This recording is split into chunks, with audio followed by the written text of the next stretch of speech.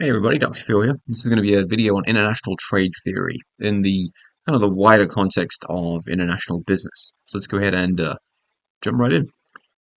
All right, so a little overview on trade theory. So some different trade approaches here. The first is mercantilism. You could almost think kind of capitalism in a sense. This was a very 16th and 17th century approach. This encouraged exports and discouraged imports.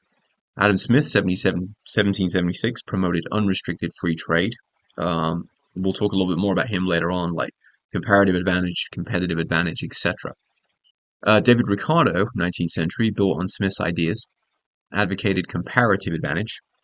Eli Heckscher and Bertil Ohlin, in the 20th century, attempted to refine Ricardo's work.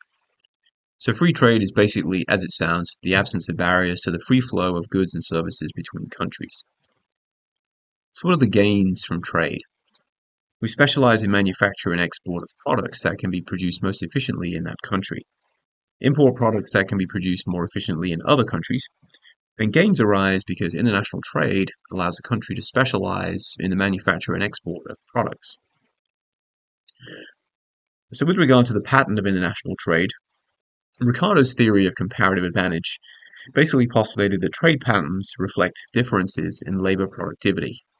The Heckscher-Ohlin theory postulated that trade reflects the interplay between the proportions in which the factors of production are available in different countries and the proportions in which they are needed for producing particular goods. And then finally, Raymond Vernon postulated that trade patterns would tend to reflect more of a product life cycle approach. So Paul Krugman's new trade theory postulated that the world market can only support a limited number of firms in some industries. Trade will skew toward countries that have firms that are able to capture first-mover advantages. Factor endowments are a country's endowment with resources such as land, capital, and labor. Michael Porter's theory of national competitive advantage said that countries' factors, so domestic demand, domestic rivalry, and a network of local suppliers, explain a nation's dominance in the production and export of certain products. With regard to trade theory and government policy, mercantilism makes a case for government involvement in promoting exports and limiting imports.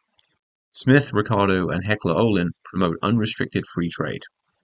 The new trade theory and Porter justify limited and selective government intervention to support development of certain export-oriented industries. So, with respect to mercantilism, it's generally held in mercantilism that it's in a country's best interest to maintain a trade surplus, in essence to export more than it imports.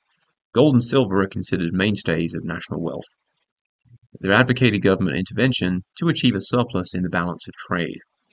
We view trade as a zero-sum game, one in which a gain by one country results in a loss by another. Neo-mercantilists equate political power with economic power, and economic power with a balance of trade surplus. Critics charge China with having a neo-mercantilist policy to keep the currency value low in order to sell more goods to developed nations, which of course have higher incomes. Now let's talk about absolute advantage. A country has absolute advantage in producing a product when it's more efficient than any other country in producing it. Adam Smith postulated that countries differ in their ability to produce goods efficiently, and that trade is not a zero-sum game. Countries should specialize in production of goods they have an absolute advantage in, and then trade these goods for goods produced by other countries. Now, the theory of competitive advantage, as proliferated and promulgated by David Ricardo, says what happens when one country has an absolute advantage in the production of all goods. A country should specialize in production of goods that it produces most efficiently and buy goods that it produces less efficiently from other countries. Now, trade is considered a positive-sum game in which all gain if it's done correctly. Potential world production is greater with unrestricted free trade than with restricted trade, and it provides a strong rationale for encouraging free trade. Continuing with comparative advantage, countries that are open to trade have higher growth rates than countries that close their economies to trade. Higher growth rates raise income levels and living standards. Now, the Heckscher-Ohlin theory says that comparative advantage reflects differences in national factor endowments, the extent to which a country is endowed with resources such as land, labor, and capital. The theory has common sense appeal. Export goods that make intensive use of factors that are locally abundant makes sense. Import goods that make intensive use of factors that are locally scarce, again, makes sense. However, it's a poor predictor of real-world international trade patterns. Let's talk now about the product life cycle theory. So Raymond Vernon, mid-1960s, proposed the product life cycle theory based on ideas that, for most of the 20th century, the majority of the world's new products produced and sold in the US market. At the time, the wealth and size of US market gave a strong incentive for US firms to develop new products, and the high cost of US labor gave firms an incentive to save costs. As products mature, both in location of sales and optimal production, location will change, affecting flow and direction of trade. Product becomes standardized and price becomes main competitive weapon. The US switches from an exporter to an importer as production goes to lower cost foreign locations. And the product life cycle theory in the 21st century, they're now starting to say that it may not be as relevant as was once first thought. Many products are now introduced in Japan or South Korea. Many new products are introduced simultaneously in the US, Europe, and Asia, whereas they may have, before that, may have been introduced in the US first. Production now, whereas, decades ago, and certainly 100 or 200 years ago, it was very much sort of focused on the West. Production now is often globally dispersed. New trade theory can increase the variety of goods available and decrease the average cost of goods. The economies of scale speak to unit cost reductions associated with large-scale output. And when the output required to attain economies of scale represents a significant proportion of total world demand, the global market may only support a small number of firms, because obviously you'd have to have the productive capacity to pull this off, which, of course, a lot of firms don't have.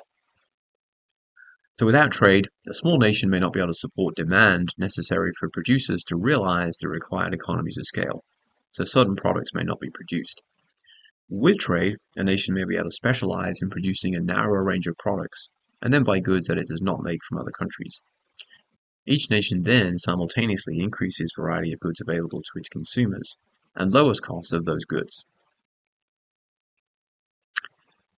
Now this may be a term you've heard before, first mover advantages.